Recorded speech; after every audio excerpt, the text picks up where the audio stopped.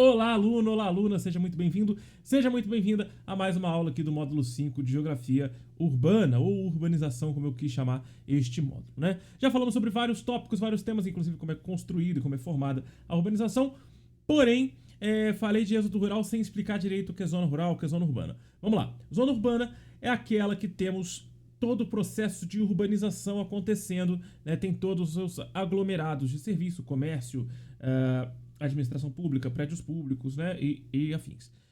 A zona rural, ela pressupõe que a gente tem um distanciamento desse centro urbano, a gente tem um distanciamento dessa zona urbanizada e ao mesmo tempo a gente tem a produção rural, a gente precisa de uma produção agrícola acontecendo para que a gente possa definir aquilo como zona rural. Então a zona rural, ela tem produção agrícola, ela tem uma formação diferente do centro urbano, então ela vai ter um espaçamento, por exemplo, entre residências um pouco maior, vai ter menos acesso a serviços públicos, não vai ter asfaltamento, ou o que eu chamei de pavimentação, muitas vezes o que a gente chama de estrada, tecnicamente chamando de estrada, né? O próprio Detran chama de estrada, a gente vai ter a ideia como terra de chão, batido, né? Estrada de barro, estrada de chão, que vai ter costumeiramente na zona rural. Então, a zona rural, ela não paga imposto municipal. O imposto pago pelo pessoal da zona rural é o imposto federal, tá? O imposto municipal é o IPTU, né? O Imposto Predial,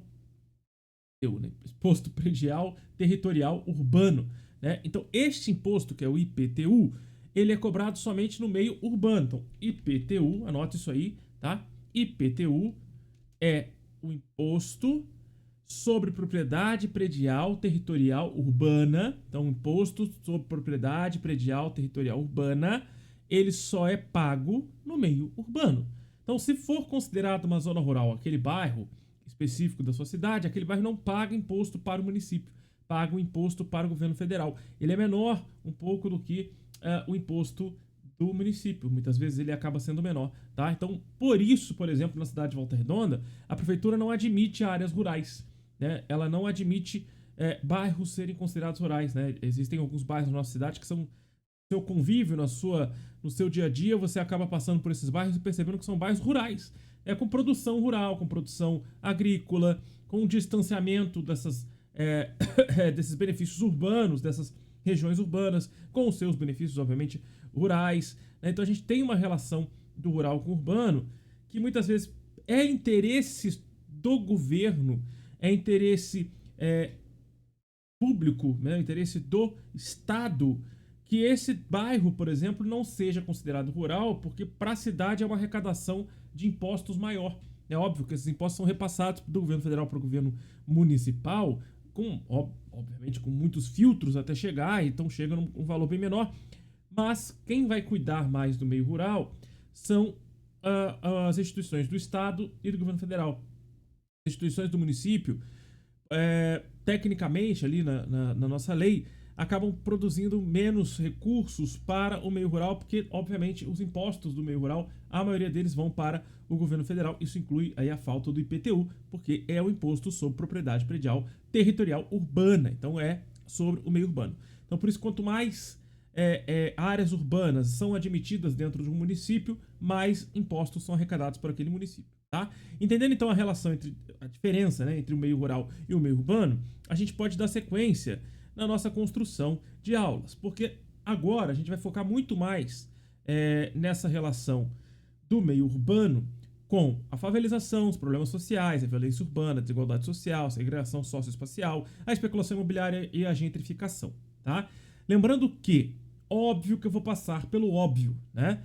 Aqui eu já falei nesse curso algumas vezes de conceitos fundamentais, centrais, conceitos esses que são construídos na geografia lá da sua escola. Seu professor de geografia já deve ter passado para você, sua professora de geografia já deve ter passado para você em alguns momentos da sua vida, lá no fundamental e no médio também.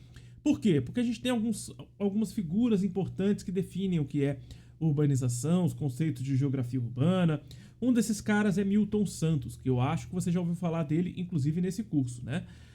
Milton Santos é o maior geógrafo do Brasil, um dos maiores do planeta Terra, um dos maiores cientistas negros que esse país já produziu, e a gente tem uma ideia fundamentada dentro da sua construção como geógrafo, né, que ele é um dos fundadores da geografia crítica, que são os seus materiais produzidos e agora reeditados, relançados pela editora da USP, pela EDUSP. Se você tiver acesso aí à Amazon ou a qualquer outra loja para você comprar seus livros, dá uma olhada nos livros do Newton Santos, não é Newton Santos. Newton Santos é o estádio do Botafogo, em homenagem a um jogador do Botafogo, tá? É Milton Santos. O Milton Santos, ele produziu muitos materiais, só que a reedição da EDUSP, aí, que a gente tem inclusive disponível na Amazon, são livros dedicados principalmente à urbanização, tá? Então, dá uma olhada lá, tem um livro específico que é sobre urbanização brasileira. Esse livro, são livros pequenos, tá? São livros diretos ao ponto, são livros mais curtos, são livros, obviamente, técnicos sobre a geografia urbana do Brasil, né? Fala sobre desigualdade urbana, fala sobre a questão da segregação socioespacial, tem um livro sobre sobre a geografia urbana, os conceitos básicos da geografia urbana, tem um outro sobre a urbanização brasileira. São livros muito importantes. Eu vou deixar as referências deles na nossa apostila, porque eu estou usando também alguns conceitos construídos por Milton Santos para a gente trabalhar aqui nas nossas aulas, tá? Na próxima aula, a gente vai falar sobre desigualdade social no Brasil a partir da segregação socioespacial urbana. Óbvio, como eu falei, vamos passar pelo óbvio. A gente vai ver a foto de Paraisópolis, né? Vou já adiantar para vocês. A gente vai ver a foto de Paraisópolis produzida aí pelo fotógrafo Tuca Vieira. Então, óbvio, pelo óbvio, a gente precisa passar por ela, que com certeza você já viu essa imagem no seu livro de história. Então, vamos lá para a próxima aula, para a gente entender essa imagem e entender os conceitos que iremos trabalhar nesse módulo preparados para essa imagem. Valeu!